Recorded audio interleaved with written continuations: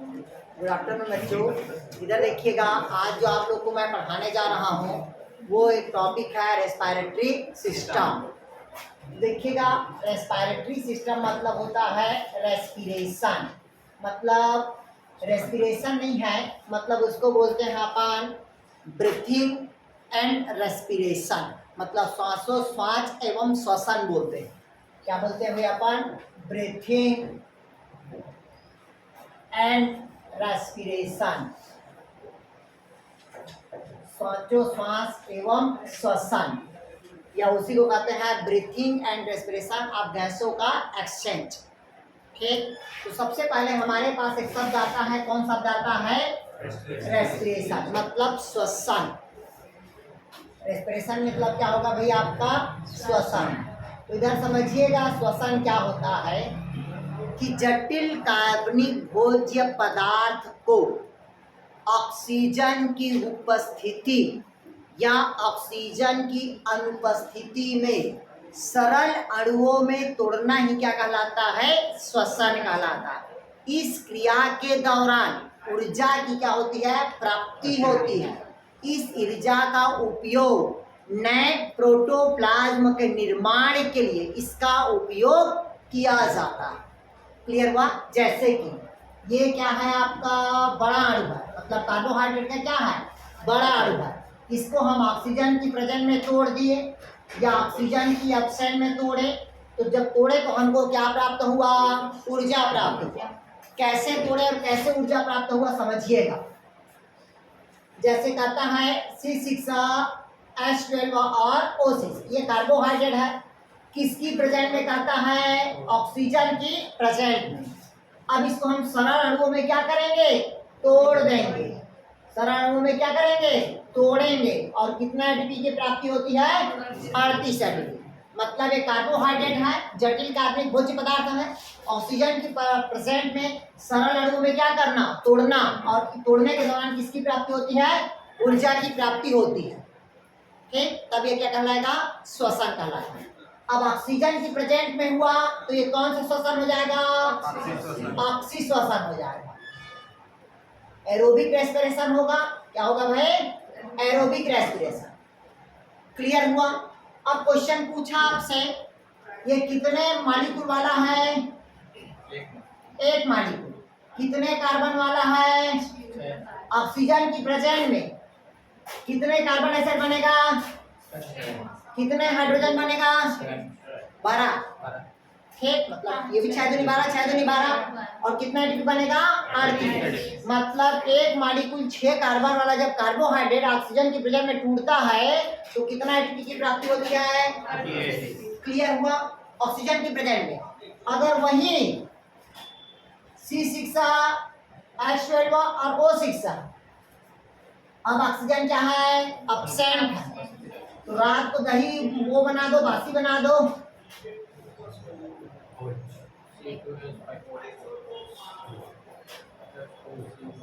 इधर देखिएगा, कार्बोहाइड्रेट है, ऑक्सीजन क्या हुआ? एब्सेंट हुआ। तो ऑक्सीजन एब्सेंट हुआ तो किसमें टूटा? एथिल अल्कोहल में टूटा। प्लस क्या बनेगा? Carbon dioxide. और कितना एटीपी बनेगा? 2 एटीपी। मतलब ऑक्सीजन की एब्सेंट में जब एक मॉलिक्यूल वाला टूटता है तो कितना एटीपी का निर्माण होगा? 2 एटीपी का। अगर वही ऑक्सीजन के प्रेजेंट में होगा तो 38 एटीपी। क्लियर हुआ? नहीं समझ? तो रात में आज बासी भिंगा देना। ठीक, रात में क्या करोगे? बासी भिंगा देना। और सुबह खाना तो कितना एनर्जी मिलेगा? 2 एटीपी। लेकिन उसमें बनेगा क्या? Ethyl alcohol. अब उसको पचाने में क्या लगेगा? टाइम लगेगा। तो उसको खाओ, एक खंती कोड़ोगे तब कहीं जाके डाइजेस्ट होगा, नहीं तो ऐसे नींद आएगा क्योंकि अल्कोहल है। आ रहा कि नहीं आ रहा है? नहीं है समझ? इसीलिए तो बासी खा के जाते हैं, खंती कोड़ के आते हैं, क्योंकि एनर्जी अल्कोहल को डाइजेस्ट करना रहता है। क्लियर हुआ यार? नहीं है समझ? और बासी खा के नहीं जाएंगे तो या मोटा का रोटी लेके जाना पड़ेगा, का रोटी। क्लियर हुआ? आया कुछ समझ? पक्का? तो डाउट नहीं पास? चलिए आगे बढ़िए। फिर मिटा दो इसको।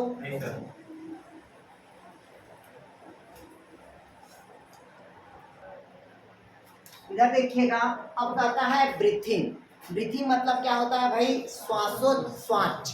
क्या कहते हैं भाई? श्वासोच्छ्वास। जो आप ले रहे हैं वो क्या है? ब्रीथिंग है। और जो आपके शरीर के अंदर हो रहा है मेटाबॉलिज्म की क्रिया, वो रेस्पिरेशन है। आया कुछ समझ गया? नहीं आया? अब देखिएगा ब्रीथिंग। ब्रीथिंग मतलब क्या कहते हैं? श्वासोच्छ्वास। तो अभी देखिएगा ये एटमॉस्फेयर है। ये क्या है भी आपका? एटमॉस्फेयर। वायुमंडल में जो ऑक्सीजन होगा वो कितना परसेंट है? 21% है। मतलब 20 पॉइंट कुछ है, मतलब 21% हो गया। अब एटमॉस्फेयर में जो कार्बन डाइऑक्साइड है वो कितना परसेंट? 0.03%। कितना है? क्लियर हुआ रखे। अब अभी वायुमंडल में उपस्थित क्या है? ऑक्सीजन। आपको पता होना चाहिए ऑक्सीजन हमेशा ऊपर से कहाँ आता है? नीचे। और कार्बन डाइऑक्साइड हमेशा नीचे से ऊपर जाता। ये तो क्लियर हुआ आपको? डाउट कहीं पास यार? अब कहता ये है ब्रीथिंग मतलब श्वासोच्छ्वास। वायुमंडल में उपस्थित ऑक्सीजन को शरीर के अंदर लाना और शरीर में बनी हुई कार्बन डाइऑक्साइड को शरीर से बाहर निकालना, ये दोनों क्रिया को हम क्या कहते हैं? ब्रीथिंग कहते हैं। आया समझ? तो कितना परसेंट? अभी बता रहे हैं ना। अभी देखिएगा ब्रीथिंग मतलब क्या कहता है? श्वासोच्छ्वास। वायुमंडल में उपस्थित ऑक्सीजन को शरीर के अंदर लेना और शरीर में बनी हुई कार्बन डाइऑक्साइड को वायुमंडल में छोड़ना, इन दोनों क्रिया को हम एक साथ क्या कहते हैं? श्वासोच्छ्वास कहते हैं, ब्रीथिंग कहते हैं। अब कितना छोड़ते हैं कितना लेते हैं उसको समझिए अब इसको। ठीक, इधर देखिए आप, इधर देखिए। अभी वायुमंडल में ऑक्सीजन कितना प्रतिशत है? 21। अभी अब आप ऑक्सीजन को लिए, कितना प्रतिशत को लिए? अब आप अंदर ले लिए। अब आपका जो शरीर है वो ऑक्सीजन को क्या करेगा? यूज करेगा। क्या करेगा? यूज करेगा। अब ऑक्सीजन का लेवल आपके शरीर में क्या हो जाएगा? कम होगा। और किसकी लेवल आपके शरीर में बढ़ जाएगी? किससे कितना बढ़ेगा? वायुमंडल से ज्यादा बढ़ेगा। अरे भैया वायुमंडल में अभी कितना है? 0.03% है। और आपके शरीर में अगर 0.03% होगा तो आप ग्रहण वो छोड़ सकते हो क्या? क्योंकि दोनों इक्वल हो जाएगा। तो वायुमंडल से जब ज्यादा होगा मतलब कितना होगा? 0.05 होगा या 6 होगा या 4 होगा, तभी वायुमंडल में क्या करोगे? छोड़ोगे। नहीं समझ गया? सर मतलब ह्यूमन बॉडी में वायुमंडल से ज्यादा रहेगा। हाँ, तभी छोड़ोगे। आपके शरीर में ऑक्सीजन का लेवल तब कम है तभी आप बाहर से ऑक्सीजन ले रहे हो। नहीं समझ गया? लेके देखो एक बार, छोड़ के देखो। ऊर्जा लग रहा है छोड़ने में? छोड़ के देखो ना एक बार। अरे वो ऑटोमेटिक तो ब्रीथिंग है, श्वासोच्छ्वास है। ले लिए, छोड़ के देखो। तो ये ऐसे दिखता है, नीचे होता है। अभी बता रहे हैं उसी को देखना। क्लियर हुआ? ये ब्रीथिंग हुआ, कमर उमर सब दुखने लगेगा। देखो अभी कैसे दुखेगा। अब कहता है ये जो ब्रीथिंग होगा ये दो प्रकार के होता है। एक तो होता है निःश्वसन और दूसरा होता है निःश्वसन। पहला क्या होगा? निःश्वसन और दूसरा होता है निःश्वसन। मतलब ये इंस्पिरेशन होता है और ये होता है एक्सपीरेशन होता है।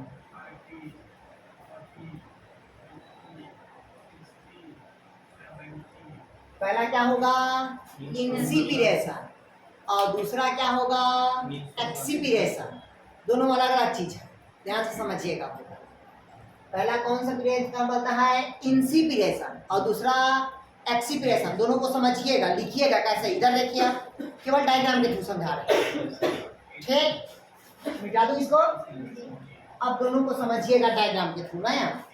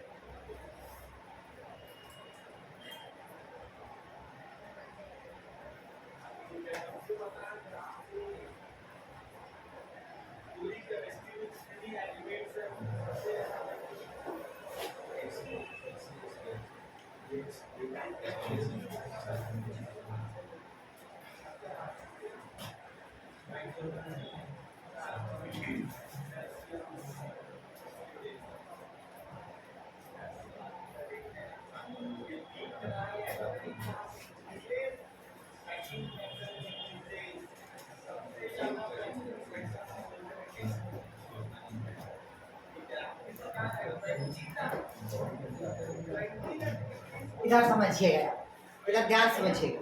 सबसे पहले कहता है, क्या कहता है अभी आपका इंसिपिरेशन। इंसिपिरेशन मतलब इसको हिंदी में कहते हैं निःश्वसन। अभी कहता है वायुमंडल में क्या है, ऑक्सीजन है। जैसे ही आप ऑक्सीजन लेंगे तो आपका फेफड़ा का साइज क्या होगा, बड़ा होगा। पसली कहाँ की तरफ जाएगा, बाहर की तरफ। डायफ्राम कहाँ झुकेगा, नीचे की तरफ। स्टर्नम कहाँ उठेगा, ऊपर की तरफ। ये पूरी प्रोसेस क्या कहलाएगा, हमारा निःश्वसन कहलाएगा। ये देखिएगा, लिए ऑक्सीजन, ऑक्सीजन लिए तो लंग्स का साइज क्या हुआ, बड़ा। डायफ्राम कहाँ गया, नीचे। पसली कहाँ भगा, बाहर की तरफ। स्टर्नम कहाँ, ऊपर, ऊपर की तरफ उठ गया। ये पूरी प्रोसेस क्या कहलाया, हमारा इंसिपिरेशन कहलाता है। इसी में कहता है कि एसीएफ में क्वेश्चन पूछा था, पसलियों का बाहर निकलना एक्जोपैथेल्मिक है कि एंडोपैथेल्मिक। तो बाहर निकल रहा है मतलब क्या होगा, एक्जोपैथेल्मिक। अब वो कौन सा क्रिया के अंतर्गत आता है पूछा, तो कौन सा क्रिया होगा, निःश्वसन। सर इसमें स्टर्नम ऊपर कैसे जाएगा, इसमें नहीं होगा।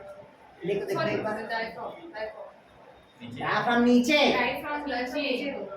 लिए ऑक्सीजन, तो अभी तो डायफ्राम को नीचे पेलेगा, भरेगा तो नीचे नहीं पेलेगा यार।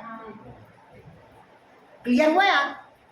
इसके सेम विपरीत होगा, वो क्या कहलाएगा, निःश्वसन कहलाएगा। अब शरीर से क्या छोड़ रहे हो, छोड़ के देखो एक बार, छोड़ के देखो ना, लेके देख रहे हो, हाँ, छोड़ के देखो एक बार। छोड़ के देखो, झुक रहा है, झुक रहा है मतलब लंग्स का साइज क्या हो रहा है, छोटा। और पसली कहाँ रहा है, अंदर की तरफ। और स्टर्नम कहाँ झुक रहा है, नीचे की तरफ। और डायफ्राम ऊपर की तरफ। आया कुछ समझ गया। इन दोनों क्रिया को हम एक साथ क्या कहते हैं, ब्रीथिंग कहते हैं, श्वासोच्छ्वास। तो ये कहलाता है इंसिपिरेशन और ये कहलाता है एक्सपिरेशन। इसमें पसली क्या हो रहा है, अंदर, और इसमें पसली बाहर। आया कुछ समझ भाई, नहीं आया। तो इसको याद रखना, ये एंडोपैथेल्मिक है, एंडोपैथेल्मिक। क्या हिंदी में इसको बोलते हैं बाह्य पसली, मतलब अंता पसली, मतलब पसलियों का अंदर आना, अंता पसली बोलते हैं। ठीक,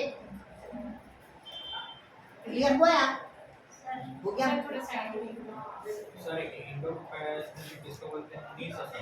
हाँ, निःश्वसन में अंदर आ गया है तो एंडोपैथेल्मिक होगा, और ये बाहर निकल रहा मतलब क्या होगा, एक्सोपैथेल्मिक होगा।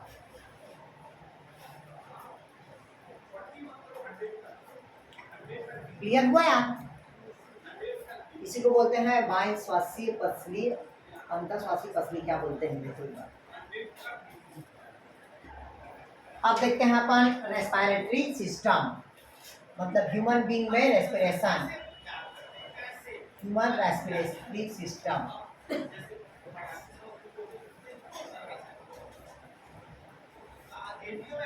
तो पहले डायग्राम बना ले।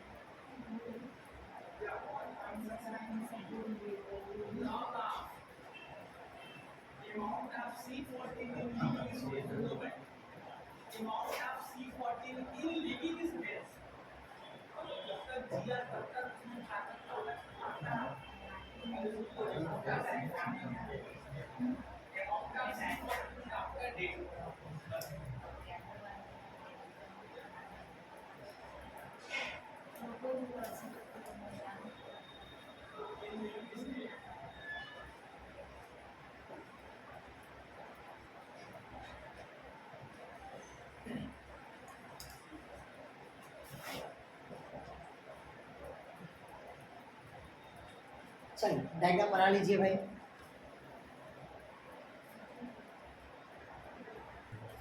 इधर देखिएगा, अब कहता है आपका ह्यूमन रेस्पिरेटरी सिस्टम, मतलब सबसे पहले इधर समझिएगा, मनुष्य में जो श्वसन अंग होता है वो मुख्यतः क्या होता है, फेफड़ा होता है, क्योंकि सब जीवों में श्वसन अंग अलग अलग होता है।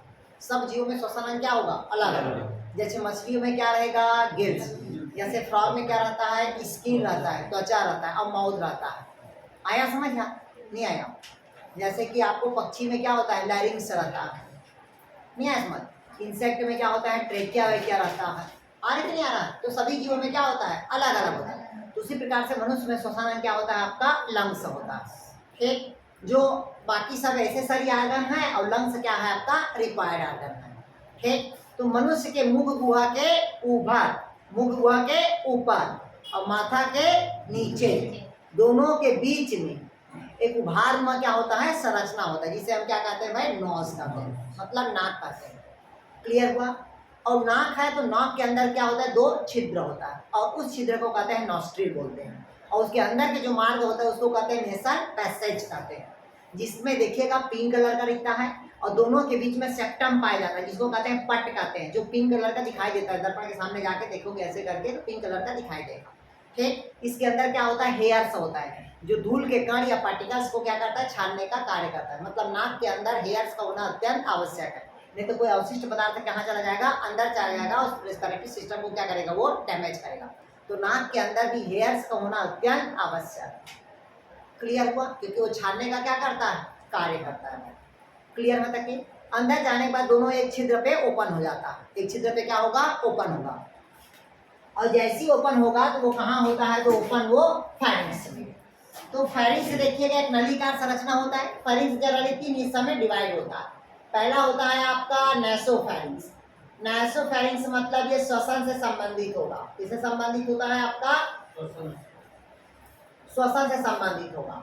दूसरा कहता है आपका ओरिंगोफेरिंक्स। किससे संबंधित रहता है भाई, ओरिंगोफेरिंक्स। ओरिंगोफेरिंक्स मतलब ये भोजन को क्या करता है, नीचे लाने का काम करता है, नीचे लाने का काम करता है, ओरिंगोफेरिंक्स। ठीक, और तीसरा होता है आपका लैरिंगोफेरिंक्स होता है। क्या होता है भाई, लैरिंगोफेरिंक्स होता है। और लैरिंगोफेरिंक्स मतलब आवाज से संबंधित होता है। क्लियर हुआ? 3 प्रकार के हुआ, नेसोफेरिंक्स मतलब श्वसन से संबंधित, ओरिंगोफेरिंक्स मतलब भोजन को अंदर ले जाने से संबंधित, और तीसरा क्या होगा, लैरिंगोफेरिंक्स मतलब आवाज से संबंधित हो। क्लियर हुआ तक के? तो जैसे जो फेरिंक्स होता है, फेरिंक्स के बाद यहाँ पास आते हैं, इधर देखिएगा ऐसे एक लटका हुआ संरचना होता है। इस लटके हुए संरचना को हम कहते हैं इपीग्लॉटिस कहते हैं। क्या कहते हैं इसको? इपीग्लॉटिस कहते हैं। और ग्लॉटिस के जस्ट साइड में होता है जिसको हम कहते हैं, क्या कहते हैं अपन? ग्लॉटिस कहते हैं। क्या कहेंगे? ग्लॉटिस कहेंगे। एक होता है आपका बुलेट होता है, ठीक, और एक होता है आपका ग्लॉटिस। तो जो बुलेट होता है वो भोजन के लिए होता है, ग्रास नली के लिए, और जो ग्लॉटिस होता है वो श्वास नली के लिए होता है। क्लियर हुआ? तो एपिग्लॉटिस कहाँ रहता है? ऊपर लटका हुआ रहता है। जो भोजन मुख हुआ और श्वास नली दोनों के कहाँ होता है? मध्य रहता है। जब आप भोजन लेंगे तो श्वास नली को ब्लॉकेज करता है, जब सांस लेंगे तो ग्रास नली को क्या करेगा? वो ब्लॉकेज करता है। कौन करता है? एपिग्लॉटिस। इसलिए बोलते हैं खाना खाते समय बात नहीं करना चाहिए, क्योंकि इसीलिए खाना खाते खाते कुछ डोकरे लोग क्या हो जाते हैं? ऊपर टपक जाते हैं। आया समझ? क्यों? क्योंकि जो श्वास नली होता है उसमें चावल का दाना कहीं फंस के क्या हो जाता है? फंस जाता है, और श्वास नली में फिर क्या होता है? दिक्कत होती है। क्लियर होती? क्लियर हुआ तक? फिर यही पास ऐसे जो रहता है जिसको हम कहते हैं, क्या कहते हैं? लैरिंग्स कहेंगे। क्या कहेंगे इसको भाई? लैरिंग्स। जो आवाज से क्या होता है? संबंधित होगा। किससे संबंधित होगा? आवाज से। अब सीधे आते हैं, एक मिलता है ट्रेकिया। क्या मिलता है भाई? ट्रेकिया। तो ये देखिएगा, ये सब क्या है? ट्रेकिया है। ये 12 सेंटीमीटर लंबी नली के समान क्या होगा? संरचना। कितना सेंटीमीटर बोला? 12 सेंटीमीटर। कितना छल्ला रहता है? 12 छल्ला। कितना रिंग रहता है? तो 12। क्लियर है? ये कितना है? तो ये कितना सेंटीमीटर होता है? 12 सेंटीमीटर होगा। कितना छल्ला है? तो 12। ठीक। और 12 होने पर साथ ही बख्शी गुहा पे जाएगा, मतलब कहाँ जाएगा? थोरेक में जाएगा। और थोरेक में जाने के पास 2 पार्ट्स में क्या हो जाता है? ये डिवाइड हो जाता है। और जहाँ 2 पार्ट्स में डिवाइड होगा तो उसे हम क्या कहते हैं भाई? ब्रोंकाई कहते हैं। क्या कहते हैं उसको? ब्रोंकाई। ये देखिएगा, एक बार अस्थमा हो गया, इन्फेक्शन हो गया, एलर्जी है तो कहाँ इफेक्ट करेगा? ब्रोंकाई। निमोनिया है तो कहाँ इफेक्ट करेगा? ब्रोंकाई। मतलब हर बीमारी में कहाँ इफेक्ट करेगा? तो क्लियर हो? श्वसन संबंधी जो भी बीमारी आएगा मतलब समझ जाना कहाँ होता है? ब्रोंकाई। टीबी पूछेगा तो लंग्स, एलर्जी पूछेगा तो ब्रोंकाई, कोरोना में पूछा तो एलोवियर सैक में। नहीं समझ?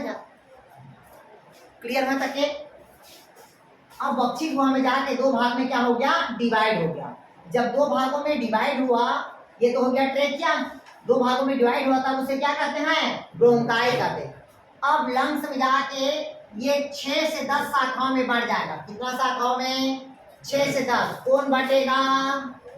ब्रोंकाई।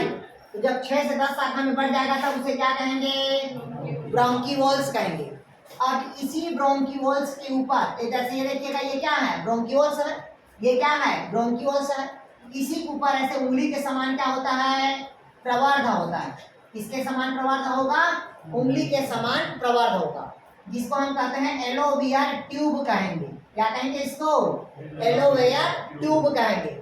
इसके अंतिम हिस्सा गुब्बारे के समान संरचना बनाएगा। इसके समान? गुब्बारे के समान संरचना, जिसको हम क्या कहते हैं?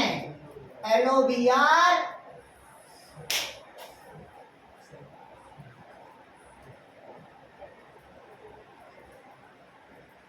एलोवियर सैक बोलते हैं। क्या बोलेंगे भाई? एलोवियर सैक। ये गुब्बारे के समान क्या होगा? संरचना होगा, जिसको एलोवियर सैक। इसकी संख्या समथिंग 300 करोड़ होता है एक मनुष्य में। कितना करोड़ होगा? 300 करोड़ होगा। कितना करोड़ होगा? 300। जो अंगूर का गुच्छा रहता है ना, उसी के समान क्या होगा? इसकी संरचना होगा, जिसको हम क्या कहते हैं? एलोवियर सैक। जिसके अंदर में धमनी रहेगा, सीरा रहेगा और कुपिकाएं रहता है। क्या रहता है भाई? धमनी, सीरा और कुपिकाएं रहता है। क्लियर हुआ? फिर कहता है मनुष्य में एक जोड़ी क्या पाया जाता है?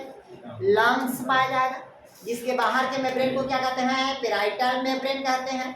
इसके अंदर के मेम्ब्रेन को क्या कहते हैं? प्लूरल का मेम्ब्रेन कहते हैं।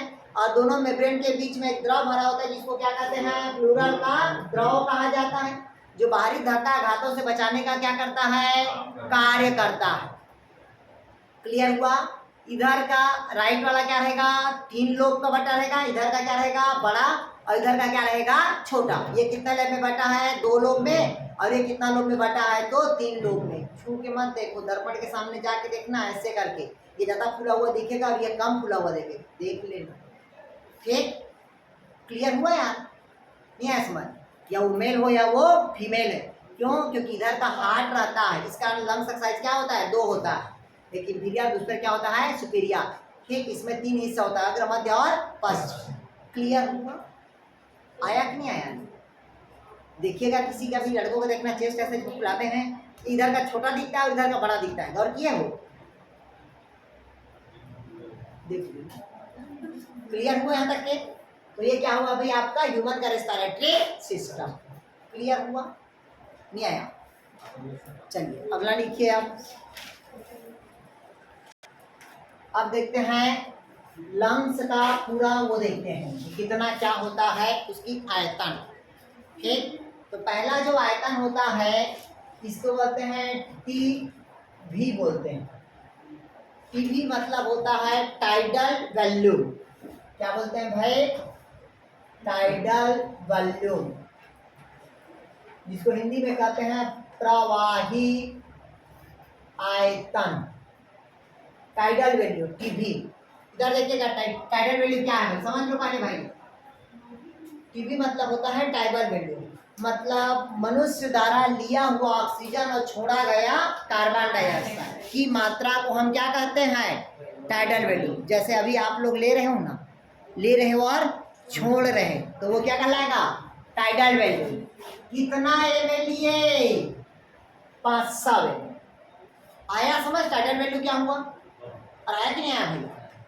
लिया हुआ ऑक्सीजन और छोड़ा गया कार्बन डाइऑक्साइड की मात्रा को हम क्या कहते हैं, टाइडल वैल्यू।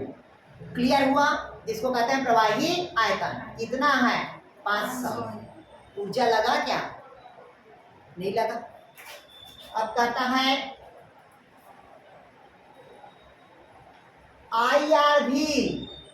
IRV का मतलब होता है इंसिपिरेशन रिजर्व वैल्यू। क्या कहता है भाई, इंसिपिरेशन रिजर्व